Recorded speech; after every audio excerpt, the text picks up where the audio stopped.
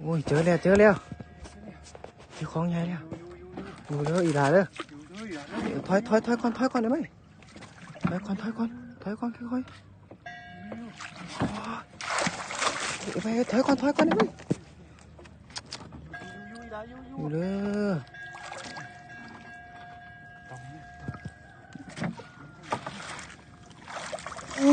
เดี๋ยวไป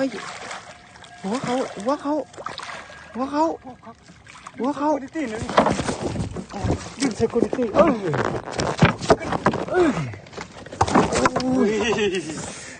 ยจิบหาย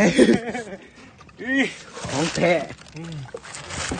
เนี่ยหลอนจ๊อกลังเนาะเด็กกันได้ลังมากินตัวนี้